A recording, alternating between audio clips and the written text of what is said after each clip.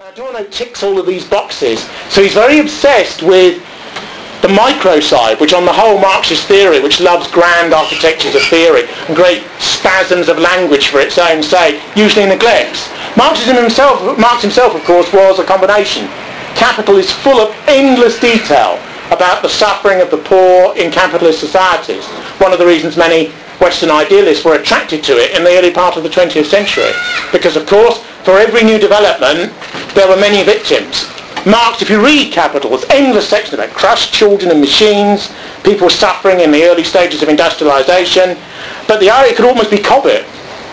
And yet it's linked to the idea of an enormous theory that can transform the nature of reality. For human good? Well, the problem with all Marxist theory is it's counter-propositional in relation to what we are. What all races are, what humanity is, and all mankind is as a whole. We're based on nature. We have our being in that substructure. We are not as leftist ideas would have us. One of the reasons for the extraordinary rapacity of communist terror is, I think, a sense of disappointment on a cosmic level. When you get into power, you realise that human beings are partly avaricious, partly sexual, partly acquisitive, partly territorial, partly communal, partly group identifying. Everything that your theory said that they weren't. And there's a strong element of concealed and not so concealed in the regime phase, misanthropy in communism, that if humanity can't be redeemed in that way, we'll fall on them anyway. It's almost a secularization of the idea of sin. They've disappointed us, and so they'll suffer, and maybe through the infliction of various agonies, like Procruste's bed. The man lies on the bed, and his arms are over the side, and his feet's over the bottom, and you think, I've got to get him to fit the bed, so you cut off the feet, and you cut off the hands, and you say, Pol Pot says, the leaders of the Derg, Mengistu in Ethiopia, says, look, our body fits the bed, but it's limbless. And that's how you've made it fit. Now, Adorno wrote a whole series of books on the most negative dialectics, minima moralia, aesthetic theory, which is an enormous book, this thick, 800 pages. It's in Routledge and Kegan-Paul. He was a pessimist, Adorno. All the photos used on the Routledge editions of his books show him with one hand over one side of his face, dwelling upon the pain and misery of humanity.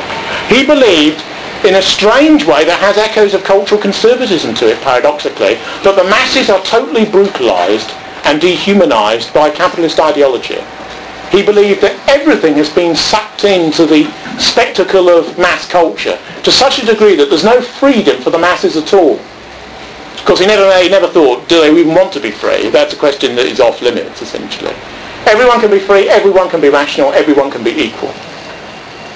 To say otherwise is to render yourself a beast and a demon, a reactionary, outside of the doctrine of progress and enlightenment. So remember that. His first book was called The Dialectic of Enlightenment, which he wrote with Horkheimer, and which is an interesting thesis because, like a true Marxist, he goes right back to the roots. And one of the paradoxes is that although liberalism's embraced a lot of soft Marxism, this is a ferocious critique of liberalism. The dialectic of Enlightenment is an attack on the Enlightenment. He ferociously lambasts these liberal theorists for their reactionary nature, their desire to exploit man in the name of capitalist progress, for their desire to dominate nature. Adorno believed that fascism was a natural reaction against capitalistic exploitation, and the desire liberals had to exploit man and nature. Adorno's so far to the left that liberals are the enemy. Never forget that for a true communist, the liberals are the scum and the middling ones who you will give enough latitude and you will give enough rope to before you hang them. I think Lenin, in one step forward, two steps back, says all these social democrats and so on, we allow them their time. We allow them the time on the stage to weaken the right, to weaken religious belief, to open the way for us. And when we're there, then we hang them. We hang them and we enjoy it because they're worse than the bourgeoisie. because they're traitors to the class in history, and we will deal with them with utter ruthlessness that we won't even treat reactionaries with. That's the real Leninism talking. But Adorno doesn't like that sort of talk at all. Because although he's not a humanist, he does believe in the Alsatia of forgotten possibilities. Don't forget, for a Western Marxist, and this theory is called Western Marxism or Euro-communism as it became, the Soviet experience has been a disaster. Privately, Marxist professors, I once had a conversation with E.J. Hobsbawm, who was the Marxist professor at Birkbeck, the extramural and evening college of London University. And he said in private, of course, well, I was a member of the Communist Party of Great Britain, so I would never have admitted this, but the entire Soviet experiment has been deleterious. 20 million dead, 50 million dead, multiple wars, dictatorship, it's been deleterious. As he reaches for another drink, He said all it achieved was the socialisation of the means of production. He said it's not enough. It's not enough, And yet, when the coup happened against Gorbachev, he supported the coupsters. He supported the coup d'etat for reasons of what he called revolutionary conservatism. You should hold what you have, even if it's totally broken, But Hobsbawm's interesting because Neil Kinnock was a close personal friend of his. And there's always been an interconnection, not between communism and elements of the Labour leadership, certainly in the Cold War period, but between Marxism and the Labour leadership and other leaders who are regarded as more liberal, more social democratic, more moderate. At the beginning of the 20th century, social democrat meant Marxist. By the end of the 20th century, there were people who were, allied with George Bush I and were Atlanticists. Dennis Healy, begins in the Communist Party youth wing, ends up a right-wing social democrat and an Atlanticist supporting the Vietnam War, something Wilson slightly intelligently kept us out of, but the Australians fought on our behalf. So there's a strange element to which Marxism is all right, at least when it's considered to be a theoretical add-on to centre-left disputes. Claire Short's a descendant now in the modern Labour Party and is advocating a hung parliament, even has left that whip in the House of Commons. But when the Soviet Union went down, she was asked, is communism dead, by some independent type journalist? And she said, communism may be dead, she probably went in the West, but Marxism isn't. And this idea that the theory can be obtained, retained, rebranded and recycled, even though the hardcore vanguard politics has gone down, is something that most of the left still believes.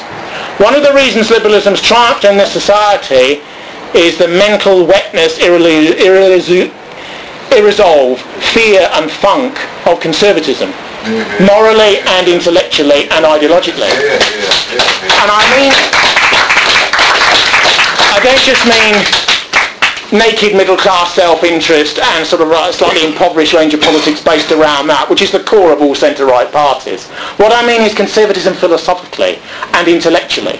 Unlike the moderate left, that's always looked to the far left for its energy, for its theory, for its radicalism. They repudiate bits they don't like, particularly the harsher bits, but they come in, brother, come in, comrade. They take it into themselves.